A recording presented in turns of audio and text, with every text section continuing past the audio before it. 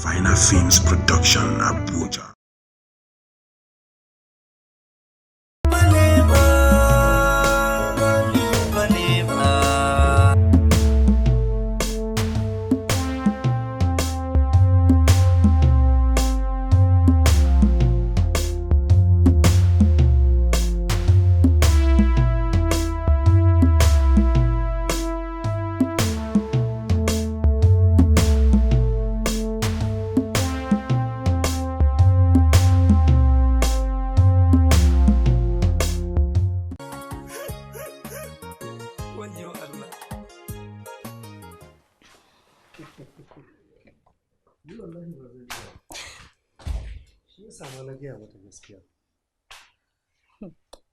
Ai ka bala'in ban mamaki.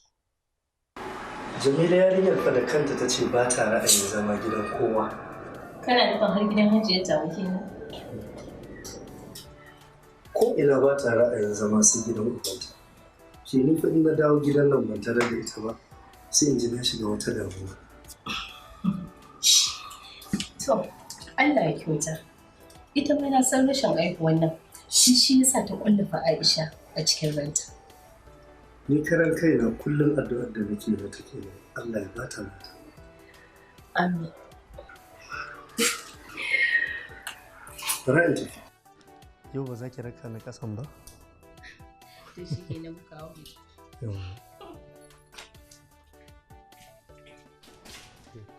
Ki kullum mun da kanki. Ki kullum mun da 'yata. Ina so har na je na dawo ka tarar da ku cikin koshin lafiya. Ba na so wani abu ya faru da ke, ita ma ba na so wani abu ya faru da ita. To shi ke nan. Insha Allah a dawo lafiya. Allah kuma ya tsara hanya idan ka je a gaishe min da turbe. Za su ji da kyau.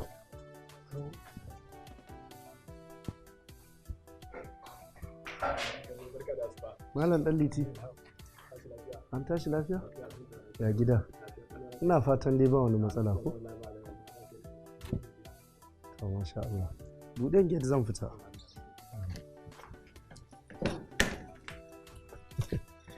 Bye bye.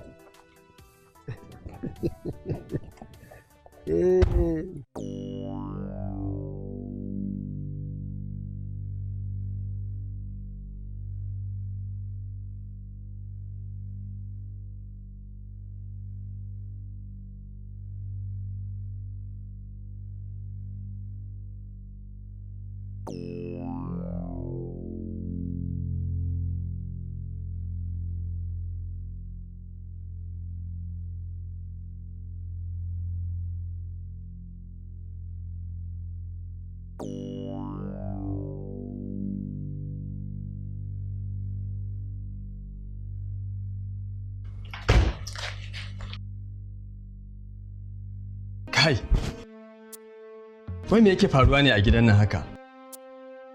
Duk yanda aka akwai abin da yake faruwa a gidan nan. A'a. Malam Daliti, dan Allah dan Annabi ina roƙon ka faɗa min menene ya faru da ran jiya da kuma dawowar Sadiq zuwa wayewar garin yau. To, abubuwan da suka faru ba ya ɓoyayyu ba ne, ba kuma wani abu ne na ban mamaki ba, saɓanin yadda ya saba faruwa kullum. Me da menene suka faru? Abin da dai faru da Sadiki ne gaskiya shine ni yanda ya saba dawowa ba haka ya dawo ba jiya da daddare.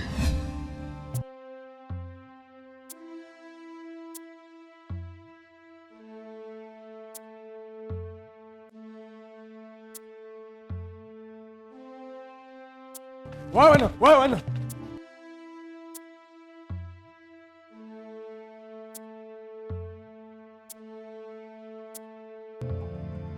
haɗa alaji roƙa ne a wannan daren.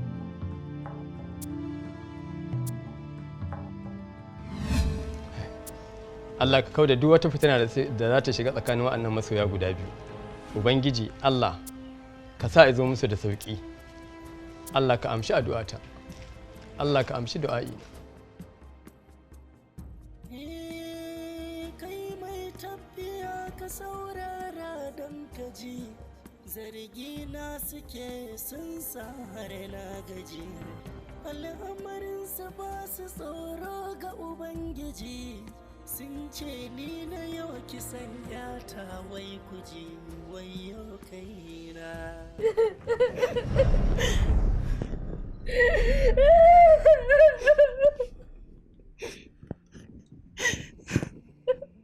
Ki haƙuri ki bar wannan kukan haka kar wani mummunan abu ya same ki. Da me ya rage ya same ni bayan abubuwan da suka same ni yanzu? Ya kashe mun ya kashe mun mahaifiya.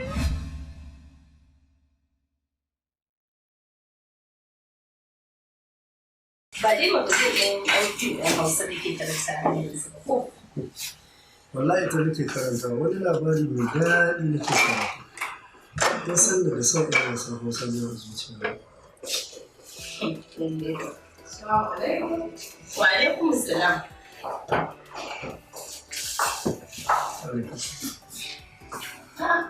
Babba Armini ya ke sai adabi? Hajji Sadiq, ashe talakawa suna ganin? Dalila, mu talakawa suke ganin saboda ai mu ne ɗan su ko? Haba dai, ai kai yanzu ka yi kuɗi. Dalila, me aka yi da maza? Zan yi kuɗi amma ba yanzu ba da saura. Ai ko yanzu ka samu rufin asiri duniya da lahira. Dalila, wallahi ina da burka da yawa waɗanda ba za su cika ba a duniya har sai na yi kuɗi. To, Saboda haka ina tabbatar miki zan nemi kuɗi ta kowane hali domin in cika burin da yake zuciya. to Allah ya taimaka kuma Allah ya ƙara arziki mai albarka. Amma Fadila. Ina yake? Ina yake?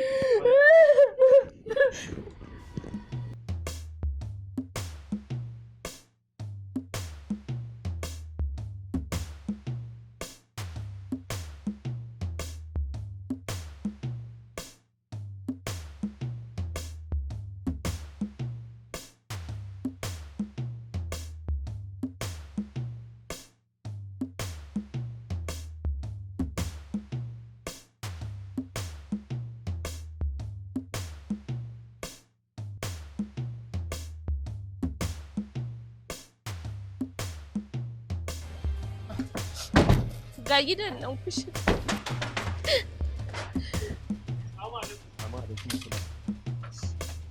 Yalla bai lafiya? Muna son ganin mai gidan yana ciki ko? Bari in duba in gani. No, kar ku damu saboda ai har yanzu ba mu tabbatar da shi ne mai laifin nan ba kar mu je mu yi abu bisa kuskure mu dakata tukunna bari ya kirawo shi. Kai dade wannan kushe jira ne bara ku shiga ku tafi da azzalumin nan ba. Yan muna so mu bi komai a ka'ida ne saboda kar mu je mu yi abin da ya saba wa doka. Ofisa ba gaskiya bane. Sadiq ne ya aikata wannan laifin. Ku shiga ku je ku kama shi in ba kuna neman ku nuna mishi hanyar ku kuta bane. Let's go.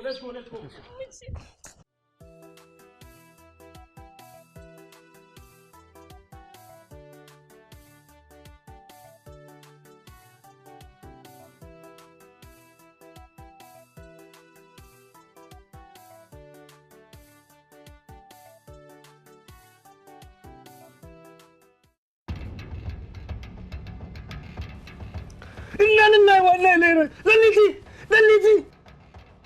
Dalliti la ilaha illallah muhammadur rasulullah. Inna lillahi wa inna ilaihi raji'un. Shikenan ya kashe Dalliti.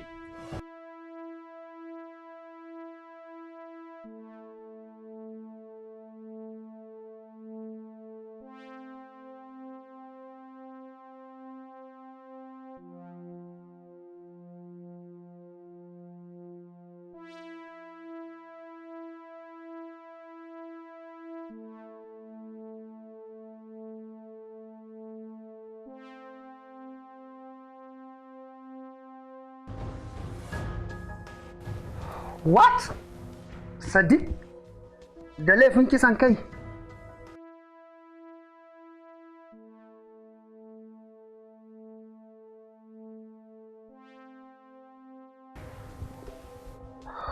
Inna lillahi wa inna ilaihi raji'un. Ban yadda ba haka yake ba. Ban yadda ba.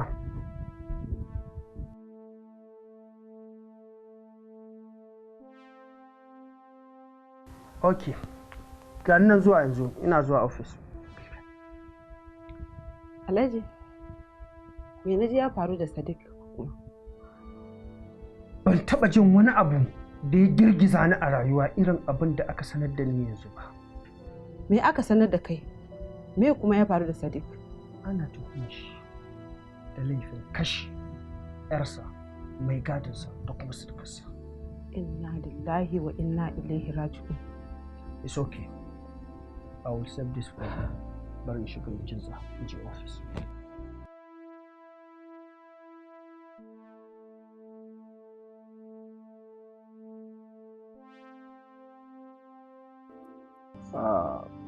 Na san ranka ɗaya, na san haka zai faru. Mutane za su yi min mummunan fahimta. To tun da har kun nemi in maku bayani, insha Allah ranka ɗaya yanzu zan maku bayani. Na karɓi kes ɗin Sadiq saboda ina da tabbacin na yi DC State CID. Yaran nan ba za su yi adalci da bincike mai kyau a cikin shari'a ne saboda halakan da nake tsakanina da su. Kuma yaran nan sun tabbata sun san menene tsakanina da DIG. Ranka ɗaya, ni na karɓi kes ɗin saboda na tabbatar ba za su yi adalci a kai ba. Amma ranka ɗaya, kamar yadda ka sani, ka san ni, ka san wane ne, kai ka kawo ni wannan jihar ranka ɗaya. Ina mai tabbatar maka da cewa ba na karɓi kes ɗin nan domin in yi zalunci ba ne. Zan bi kes ɗin nan in yi shi tsakani da Allah, kuma zan fitar da gaskiya in kuma kawo maka report kamar yadda ya kamata.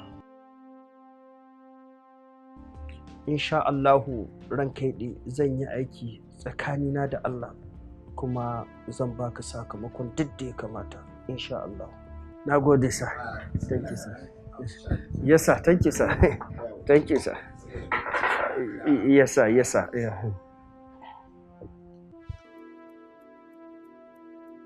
Sadiq, kafin in ce ma komai tukunna, ina son tunatar da kai abin da ka sani a tattare da ni. Sadiq, na yi alkawarin kare rayuwar jama'a da lafiyarsu na wannan jiha. Ba zan taɓa canjawa ba ko in sauya game da wannan ƙudurin nawa. Zauna.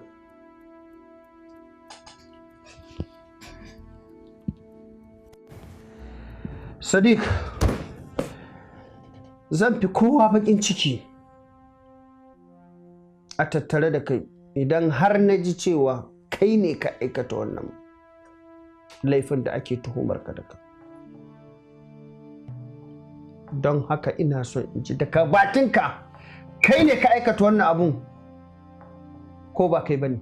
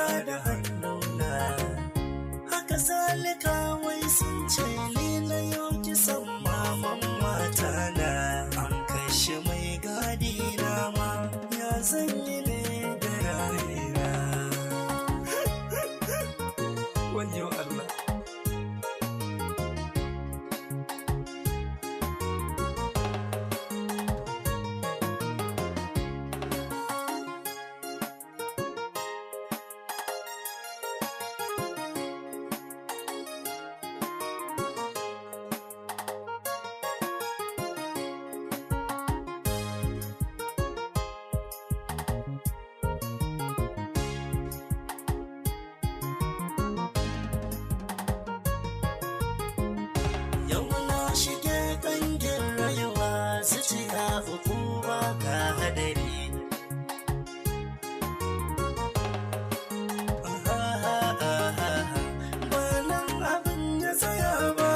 Sun kashe babban yayana, tambayar da zan yi wa al'umma, mene nake nema duniya, sai sani na yi kisan gilla ga 'yata da babba.